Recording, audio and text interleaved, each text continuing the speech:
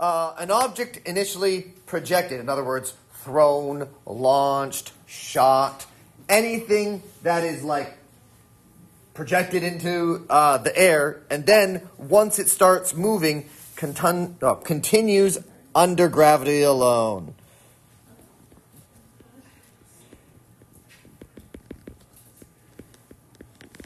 Now that's a very weird thing to kind of say out loud here. When I meant under gravity alone, basically means nothing else is making it move. Once you throw it and then let go, the rest of the path that it's on is just gravity pulling it down.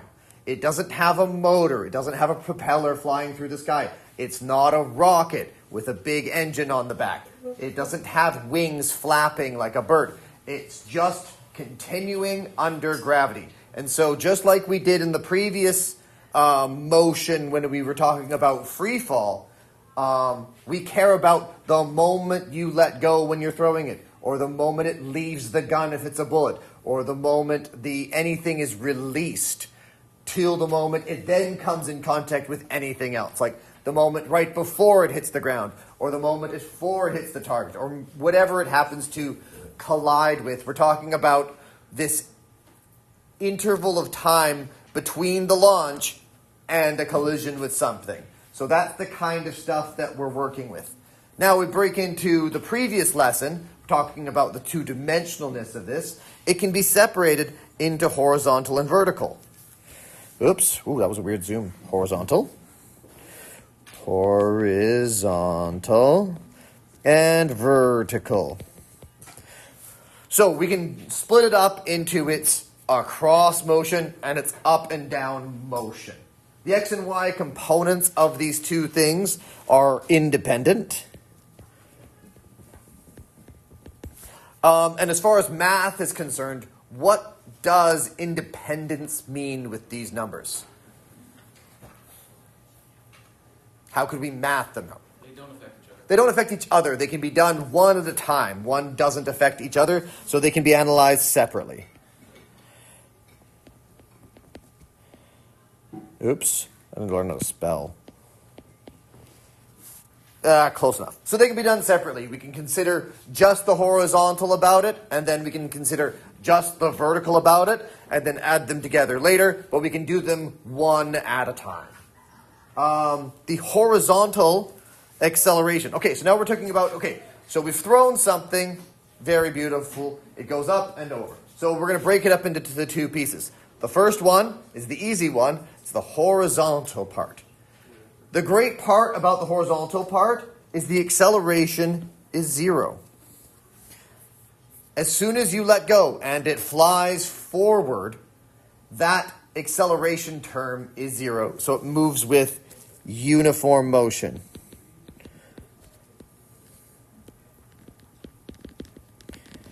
Now this is obviously if we consider air resistance to be negligible. When you throw something, it does slow down because air is real, but it doesn't slow down enough for us to do our math any differently, is basically what we care about. So we can say, and remember we're using our fancy subscripts, A with the x below it, in this case, is 0 meters per second squared.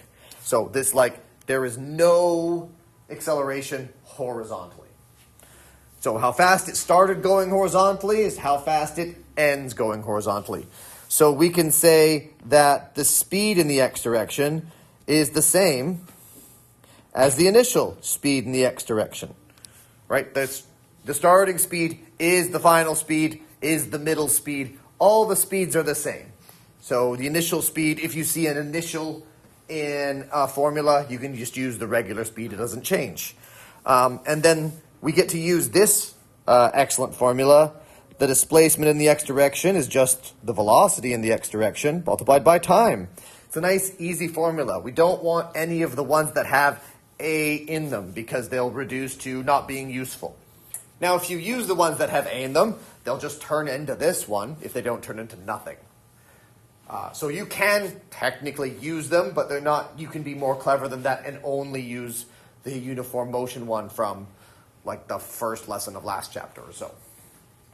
So that's really nice, and that's an assumption we get to make, which makes a lot of our math Really nice and easy. So the best part about the projectiles is like the more complicated things we did last section. And we get to do a whole bunch of assumptions that make it a little bit simpler. All right, the vertical motion, the up-down vertical acceleration is due to gravity. And that's it, right? Acceleration in the y direction is just down g because gravity goes down. So in our normal coordinates, this is going to be negative 9.8 meters per second squared. So that's our downward acceleration. Now remember, g isn't negative, but gravity points down. And those are different. But so for most of what we're going to do, we're going to use negative 9.8 in the math because in our context, down will be negative and that will make the most sense.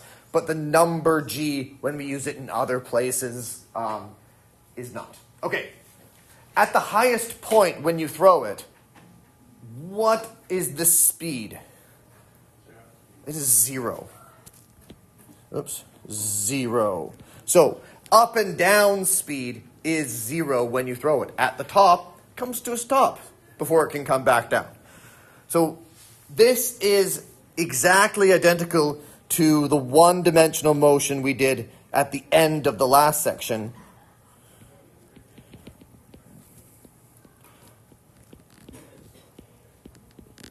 So the up and down part of the motion, if you throw it, is the same as if you threw it straight up and straight down, because it's just the up and down components. They work exactly the same. And so we can do the free fall stuff that we did in the last section combined with a uniform motion across. That gives us the projectile. So we can now, I'm going to throw in our new fun formulas that we're all super familiar with all of the ugly letters in them.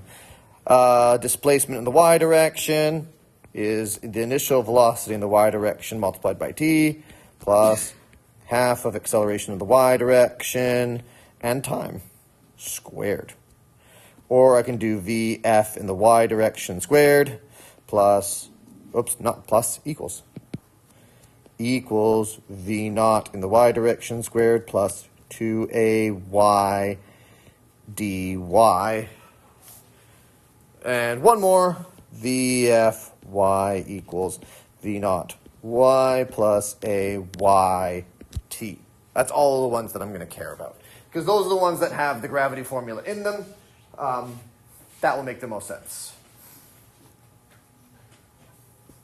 Okay, so the path it takes through the sky is a parabola.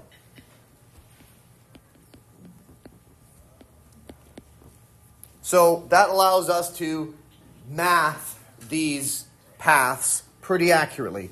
Now, as I said, this parabola, the equation for which is a quadratic, you do not need the quadratic formula. We can do them in parts to get around that, but it is valid. It is true. The quadratic formula does work for these problems, and probably when you do lessons on the quadratic formula in math class, they use projectiles as examples. So, the most important thing for us to know about parabolas, without getting into math, is that the path is symmetrical.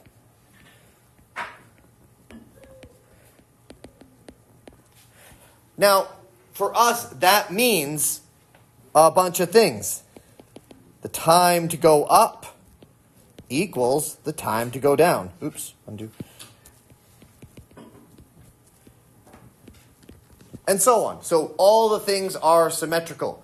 We can say all the time going up is the same as the time going down. The speed going up is the same as the speed going down. These are very symmetrical things because we ignore air. When you throw things, they do go slower over time, but we ignore air. We say it's not enough of a difference. And so time up equals time down, so speed up has to equal speed down. That's just a result of the this thing, right? So if my time is the same and the distance is the same, velocity has to be the same. They just have to be the same. Okay, so we basically have two different paths that are common. We have the easy straight launch. So if I draw a little, cliff / table here, we can launch an object perfectly horizontally.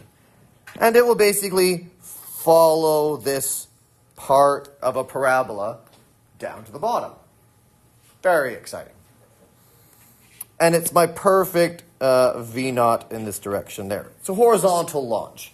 So that allows us to do a whole bunch of stuff there. The cool things about this one is my up and down velocity is actually equals 0. So in this case, the most important part to remember is V0 in the y direction is equal to 0. That's probably the most important part of that particular example. So when we launch it horizontally, my up and down speed at the beginning is 0. And remember, we can take our up and down speed is completely unrelated to my left and right speed. Right? And that's true for all of these, but that's the biggest takeaway from this particular kind of direction. The other one is probably most likely going to look like this. And it's basically launched all the way up and comes all the way down. So I have my initial velocity here. And I usually have some kind of angle measured there. What are some cool assumptions that we can make with this particular shape? Well, I already talked about a little bit at the bunt, and I'm going to put it up here. What is happening right here? It stopped up and down. It didn't stop overall, right? It's still moving, in this case, over to the right. But I know this place right here, V0y equals 0. Right at that point. Not at the beginning, not at the end, but like here. Well, not V0, no, stop. It's not V0y. Eraser. Why am I not being able to erase things? Erase things. It's just Vy. I'm just going to write Vy. Because it's not an initial velocity, so don't want to write the O in there. That's that. So Vy. The vertical speed at that point is 0.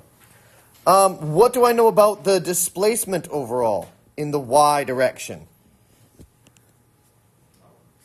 It's 0. So that's really handy. And why is the displacement 0? Yes. It came back to the same height it was when it was launched. So it started on the ground and ended on the ground. It's flat, so we can assume that our overall displacement for the whole thing is 0, right? So, and remember, we can chop this up into any different spots. What do I know about my, my final speed here? The same as the initial, but in the opposite direction, right? But speeds, let's write that speeds. So, with speeds, they're equal. They're in different directions, but the launch speed and the ending speed are the same. One's kind of going up and the other one's kind of going down, but otherwise the same.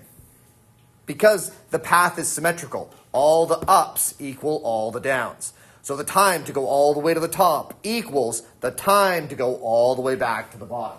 So this is half the time to here and half the time to there. So we can do math on half time at the top. We can do math, like to figure out the height, we can use half of the time. Or if we find the height and the time to get to the top, we can double it to get the time back to the bottom. So these are a whole bunch of different quick assumptions that don't require us to do the full equations every time. The full equations always still work, but we can be more clever than a physics equation once in a while. Okay, the last piece of definitions I got to write in here is the range of the projectile. We say this range is a fancy word. It's horizontal distance.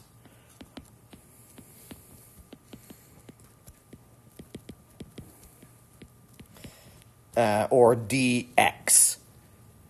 So the horizontal distance, or dx, is known as the range of a projectile. It's just like a language thing for this particular part.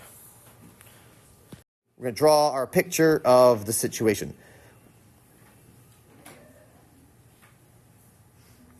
Here's some music. We're going to have a launch kind of like that. So as badly as that drawn, it's a perfect mathematical parabola, right? That's the math going on here. And I got to write in a few things. This is a 60-degree angle, and the starting speed was, it's already written in there. So I'm just going to put the labels on where I need them. This is point labeled A. This is a point labeled B. The top is labeled C. This point is labeled D. And the end is labeled E. So that's just referencing this picture to this table. This lets us go through all the things. So what I want to start with is all the things we don't need an equation for. So referencing the things I told you a few minutes ago, what things never change? Which were given as just numbers without equation. Accelerations, right? What is the acceleration in the x direction? How fast is it accelerating that way? And everyone knows together. Should be this way, should be 0. So it's accelerating 0. It's always 0. That's it. So it's always 0. It's not accelerating across. It's staying at the same speed.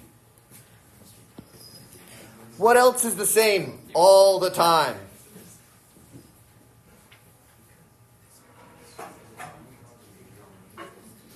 Yes. AY. What is AY all the time?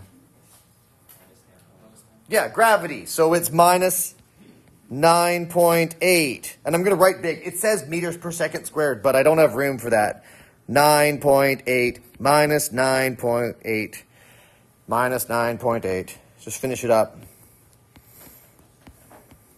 Right? From the moment it's let go here till the moment it impacts the ground here, it's accelerating downwards at 9.8 meters per second squared. So these are going well, right? Nice and easy so far. What do I know about my next column? This velocity in the x direction. How much do I know the speed this way? What do I know about the speed in the x direction? It's going to be constant. Do I know what it is? Yes. It's not going at 22.6 meters per second. 22.6, my initial velocity as given, is this angled launch speed. So that's my hypotenuse speed, my resultant vector, if you will. So what I need to do is I need to find out my components of that initial speed. So we're going to do our sines and cosines on the original speed. This is the first time we need to break out our calculators. So we're going to break out an equation. So we're going to do our Vx, which is our V naught cosine of the angle. Right off the formula sheets, right? We don't need to memorize those. Those are written on your formula sheets. So this is going to be 22.6 times cosine 60. That's 11.3 meters per second. Do we agree? Make sure your calculator says that so it's not in radians by accident. Right? Make sure it says 11.3, but also we know what cosine 60 is. Cosine 60 is exactly a half. So it's just half of 22.6 is 11.3. The next one is a little harder. We're going to do the y direction because it's the same math. We haven't been asked about it right now. So we got sine of the angle. So 22.6 times the sine of 60 degrees. I do not know what that is off the top of my head. That's a calculator question. 22.6 sine 60. 19.6, I guess. 19.6 meters per second. Okay, this allows us to do some more of this table without doing any more math. We can now fill in some more pieces. I can do some VX's. How many of the VX's can I fill in right now? I can do better than 2. How many? 4? I can do even more than that. It's all 5. Because my acceleration is 0, it stays this speed the whole time. So the x part of its speed is constant at 11.3. So all of the x direction ones are 11.3. So that's 11.3, that's 11.3, this is 11.3, 11.3, and again, 11.3. So all of the x direction ones, because there's no change in velocity, its velocity is constant. How many of the y direction ones can I do? I can do at least 1. That's definitely true. Which one can I write in very easily? A. A is the one I just did the math on. So A is 19.6. Fantastic. So that's 19.6. Got this. All right. What can I do? I can write down at least one more that you should be able to do. What letter can I do next? E. How do I know what E is? Right, so I'm just doing the opposite of A. The up speed equals the down speed. So I know the bottom one will be 19.6 negative. Up 19 has to go down 19.6.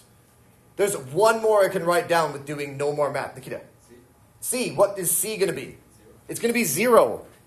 So I know the top has to be 0. At the very top of this circle, it has to come to a stop before coming back down. So I know right at the top, the maximum height, that can also be 0. So I think that's all I want to write down right now. Great. That's fine, that's fine, that's fine. Good. I can do 2 more of these, I can do 3 more of these numbers with no math. Let's start with the height ones. Or let's start with our displacements. What's the displacement at 0 seconds? It's 0. It has not gone anywhere yet. So my displacement for both of my 0 seconds are 0 meters. That one was easy. And there's one more I can write in without any more math, Raylan. Yes, the point E at the end. What's the dy? It's 0 again. It came back to the ground. It's definitely 0 meters there. And I think I'm going to have to do math for the rest of this. Yeah, I got to do math for the rest of the blanks. So look at that. We've almost finished this table. And we got to figure out the blanks. What shall we do first? There's a lot of orders to do. We can do many, many different orders. So I'm just going to throw it out to the class. I want to do this top one first. I'm going to do the C positions. I'm going to try to finish out points C. Now I can find time or displacements. Which one would you like to do first? It is completely open. Time. Let's start with time. Let's fill out the time first. Does anyone have a guess on the time before we begin? It's probably 2, right? Why is it probably 2?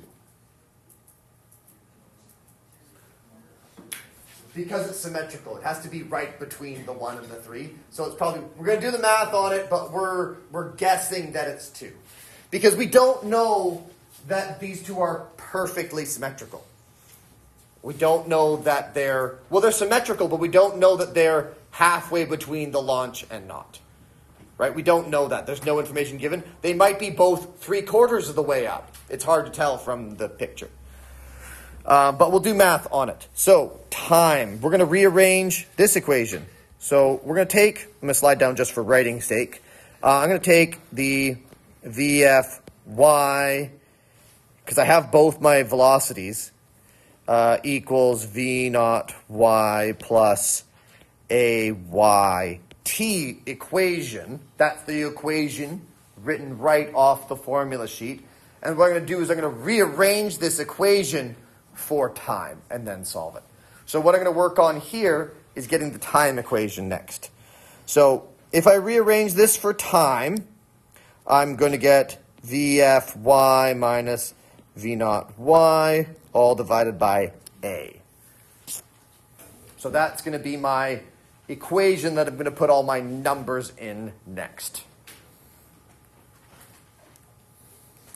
I know my final velocity for at this point. So this is at, so I'm going to write here at C, because that matters. So at C matters. I'm doing all the math for at point C. It does matter. So the final velocity in the y direction at C. 0, right? 0.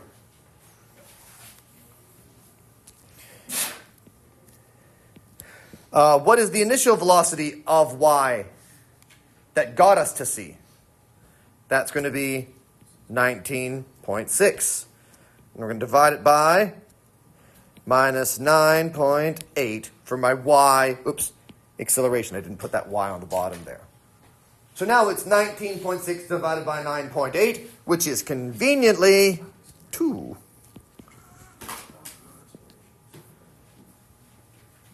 So we do have 2 seconds. So we were right. Our guess was good. It's perfectly symmetrical. We get 2.0 seconds. Right in there, everything is wonderful. Okay, we're going to do another one at C. We can do both. The displacements. Which displacement would you like to do first? One of them is easier. dx. The x one is easier. Because if we do dx, that is just equal to vx multiplied by t. It's pretty straightforward in this case. So we're just going to take our vx and t. So this is going to be vx is 11.3 multiplied by my time, 2.0 seconds. And that's just 22.6 meters. Yay, we did it. And that, if I slide down, dx is the first one, so that's 22.6 meters. All right, how am I going to solve for dy?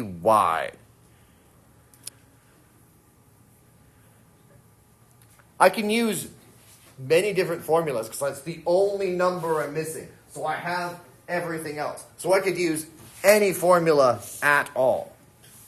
I don't know. I'm going to use the at C. I'm going to use the squared ones because I think it's better. VF squared equals V naught squared plus 2AD. And we're going to rearrange this one for D. So D will be VF squared minus V naught squared over 2A. So we'll rearrange that one. So now we have this thing. VF squared is 0 in this case, minus 19.6 squared over 2 times minus 9.8. Good news with this little equation that I've done here is we're going to get a positive number out of this thing. Because remember, this number is squared, then it's subtracted. It's not a negative squared in this case. It's subtract the square. So that's why this stays a positive number. What is my height? Is it 19.6? That's cool. So 19.6 squared divided by, 19.6. Okay, that's cool. It's a very symmetrical problem. All right, so I found my maximum height. My maximum height in this case is 19.6 meters. Wonderful. That's nice. So let me just slide this down so I can write in 19.6 up there. Wonderful. All right. What do we want to do next? Yeah, we got to do some E stuff. We can do some of the E ones. Yeah, let's do the E ones next. What time do you think it hit the ground at? It's probably 4, right? But are we going to do the math on it anyways? Yes. So it was probably 4, but we're going to do the math on it. So we're going to do time at E. So I want to do, I'm just sliding it up here. Time at E is what's next here. I don't know how much space you guys have, but I have infinite space. I can just scroll this page forever. So time at E, I want to use this equation. dy is equal to v naught t plus half of a t squared. I want to use this equation for t. Here, let me just, okay, so now that you guys can see this, hopefully, have I ruined what I was writing? I want to explain this part. This is worth me taking time to explain. Why do I normally not want to use the time in this case? Yes? There's 2 t's, and one of them is squared. So to solve this, I would need to use the quadratic formula. But I want to show you a convenient assumption that will help. So because we're at point E, and my displacement is what? Yes, my displacement is 0. So this is going to help me solve this for the case where displacement is 0. So if you go all the way up and come all the way back down, we can do an assumption here. So if I write in 0 here, I now can do some fancy algebra. Now it's important to do this little fancy algebra here. So we're going to move this over here. We're going to take this entire chunk and send it over to this side. So I'm going to get negative half of a t squared equals v naught t. So now I have a t on both sides of this equation, and I can cancel out one of the t's. And this only works when d is 0. So if d isn't 0, this doesn't work. So this only works when d is 0. I can get rid of that t and that t. So now I want to solve for t. I'm going to put those half and a t over the other side. So I'm going to multiply by 2 and divide by a. So I'm going to get, next line let's be really nice and multiply by negative 2. That will make my life easier. So I will get AT equals negative 2 V naught. Then I'll divide by A. I want to show all the steps here. Divide A, divide A. So in this case, I get this formula. T is equal to minus 2 V naught over A. So it's a cool little equation there. That only works when D is 0. So if D is 0, I get this equation, and it's awesome. Because it's also, I want to do this because I know the answer is 4, right? It should be 4. So let's see if the answer is 4. So now let's put the numbers in that I know. I'm going to go minus 2 multiplied by initial y speed, which is 19.6. And I'm going to divide it by negative 9.8. So great news, my negatives go away here. And I get this number. I hope it's 4. 2 times 19.6 divided by 9.8 is 4. We did it. It was a lot of work for 4 seconds that we knew the answer to, but we weren't sure. We were guessing. Now we're sure we've proven it. So now I know that my last time is 4 seconds. Fantastic. I know I'm probably absolutely maxing out your page at this point. Have I filled up your whole book? Pretty close? We're going to do one more math, and then the rest is going to solve pretty fast.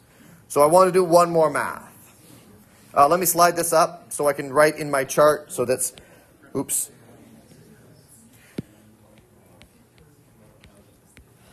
.0 seconds.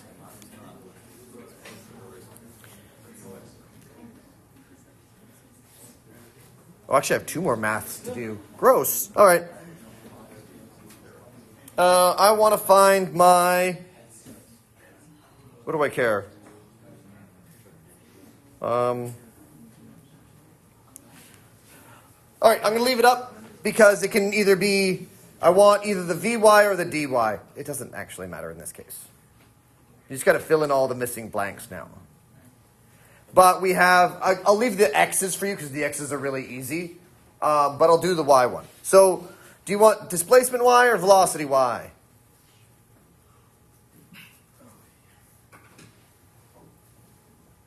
No preferences whatsoever. It doesn't matter which order I do this in. Displacement y. So, I want to go the displacement y at b. So, displacement y at b. So, that's what I'm going to work on here. And I think it's the last math I want to do. So I have a time. I have time and A, and I want displacement. Yeah, let's just do this. dy is equal to v naught t plus half of a t squared. And we just got to fire that in. Because we know t, we know a, we know v naught, we just don't know d. So we just throw that into the equation, into the calculator, and be done.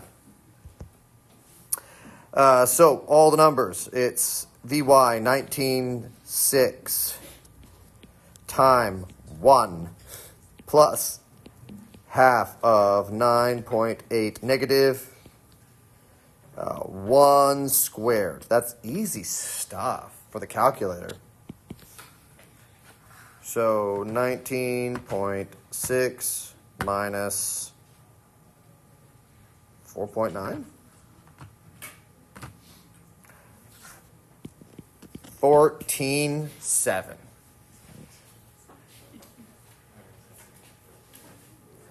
All right, so that's 14.7. Does that make sense, the math on it? It was pretty straightforward. We just throw the numbers in. Once the chart gets really full, you can do it in like so many different ways. But I wanted to put that one there because now I can zoom way out here. This page is going to look silly later. But I know that this number right here is 14.7. How do I find out what this one will be?